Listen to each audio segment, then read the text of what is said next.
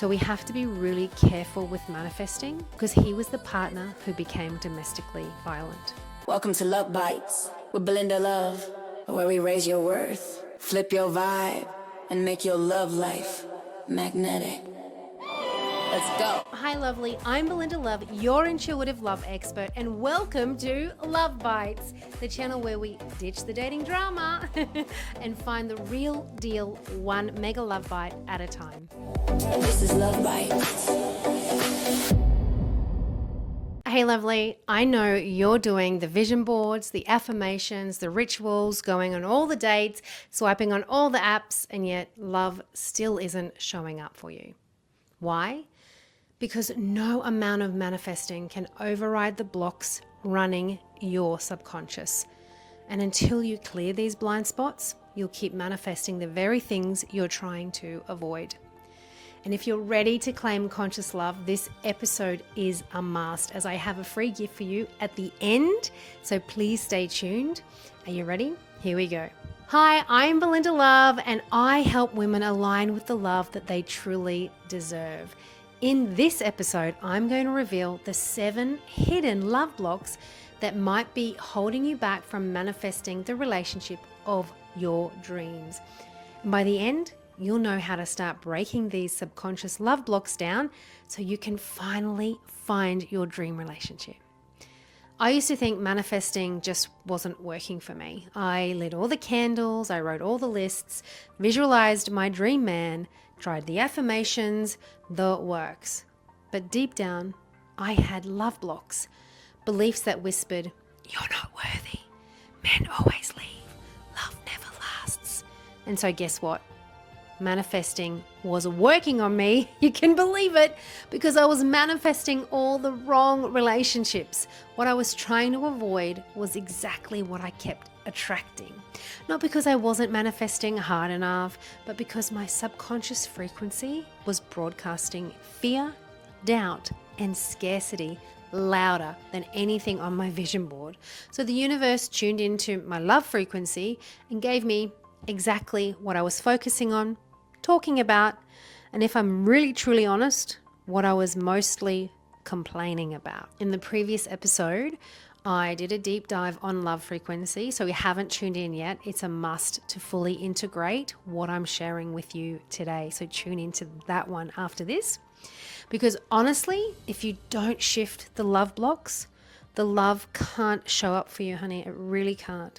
Now, I teach a lot about the 3 brains, the head, the heart, and the gut instinct. But what I want to focus on here is the heart-brain coherence. Because here's the thing. What you think about, you put out into the universe. But what you feel is what you actually attract, magnetize, and draw back into your life, even regardless of it being a positive or a negative. For example, I was single for 10 years, and for 8 of those years, I wanted a relationship so badly. I went on dates. I was on the dating apps. I went out and met people in person. I was doing all of the things. But I kept meeting emotionally unavailable men who only wanted a situationship. They wanted all the girlfriend benefits without the bloody label or commitment. And to my own stupidity, no, it wasn't stupidity. I was hopeful. And regardless, I gave it to them, believing one day they would change their mind. And a quick side note, ladies, if they say they don't want a relationship, believe them and run. Trust me, they mean it. It's never going to change. Stop wasting your time. I even went so far as to draw a picture of my future man. I wrote down on this picture what I wanted, and that was someone funny. And on that sketch, I actually drew a clown to represent humor. And I also couldn't really draw teeth very well. And wouldn't you believe it? I manifested exactly that. A comedian with crooked teeth. But here's the kicker. He also turned out to be a clown in the worst way, because he was the partner who became domestically violent. So we have to be really careful with manifesting, because the universe takes what you focus on very literally. It wasn't until I realized that deep down, I was terrified of being rejected, that I didn't feel worthy of love, that I believed I would only attract users and abusers. And because of that fear and anxiety, I kept pulling in emotionally unavailable men. So what was happening? My thoughts attracted men, but my feelings magnetized the ones who mirrored exactly what I felt about myself and about love. So I learned firsthand what these love blocks are.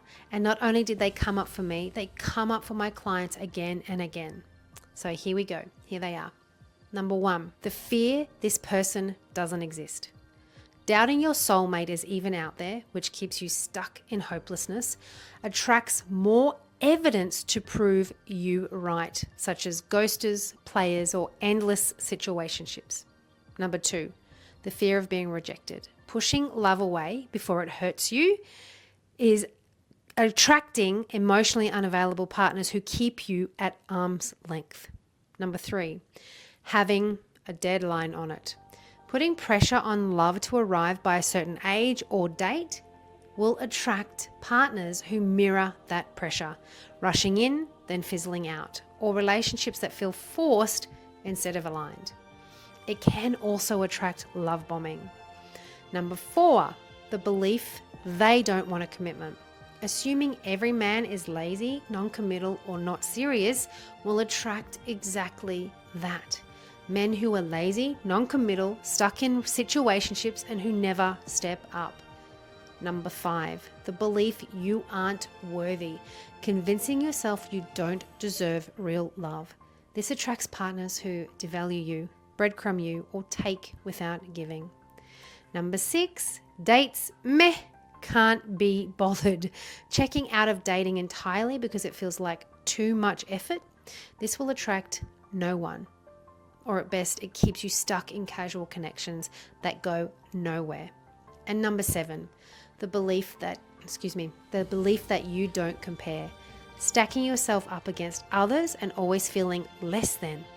This will attract partners who confirm those insecurities by overlooking you, double tapping on other women on social media, criticizing you, or choosing someone else over you.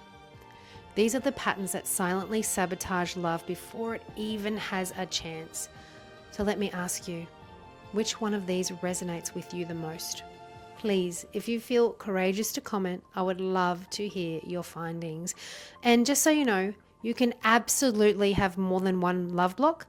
And I had all of them at one stage. Yes, I did. And this is why I can teach this so well. So there's no shame in this. It's simply about becoming aware so you can turn it around and claim conscious love. And here's one simple step you can take away today. Write this down. Start by noticing your self-talk. When you catch yourself saying all the good ones are taken, or why would anyone choose me, pause and reframe it into something kinder, loving, and empowering. And notice, is this something you would say to your best friend? If not, it doesn't belong in how you speak to yourself either. It's time to let it go. It might feel small, but it's the beginning of shifting your frequency. And lovely, these aren't signs you're broken. They're just protective mechanisms in your brain created to keep you safe. But if you don't shift them, they'll keep running the show and blocking love from arriving for you. The good news is, once you become aware of them, you can rewire them. Think of your last relationship or even your last date. Which of these 7 love blocks showed up the most? Awareness is the first step to shifting them, and this is where your transformation begins. If you recognize yourself in even one of these love blocks, know this: you can shift them. You are not stuck, and you are not unworthy. These are simply patterns, and patterns can be changed. To get started, take my free love block quiz in the link. This is your gift. It's in the show notes. And if you're ready to go deeper, please book a free dating detox call with me. In that call, we'll uncover which of these blocks are keeping you stuck and map out the next step to attract the love you deserve. And don't forget, and really, this is really important, don't forget to subscribe so you don't miss the next episode. This is where I will be talking about how to attract effortlessly so you never have to chase again. This one's going to flip the script on dating and finally let love flow to you. This is Love Bites. This is Love Bites. Send this to a friend who would love it. I'm Belinda Love, and I'm sending you love through the interwebs. Bye. Hey beautiful, thanks for tuning into Love Bites. If today's truth bomb landed, don't keep it to yourself. Share this episode with a friend who needs it. And make sure to subscribe so you don't miss an episode. I am so grateful to have you in my community. And if you're ready to feel seen, safe, and attract love that's all in, head to the episode description to grab your free resources or book your dating detox chat with me. I can't wait. Remember, no crumbs, no confusion, no F-boys. Just heart, high standards, and love. That's all in. Until next time, I'm Belinda Love, and I'm sending you love through the interwebs. Mwah! Alright, beautiful, this is your heart upgrade. Go out there, be magnetic. And remember,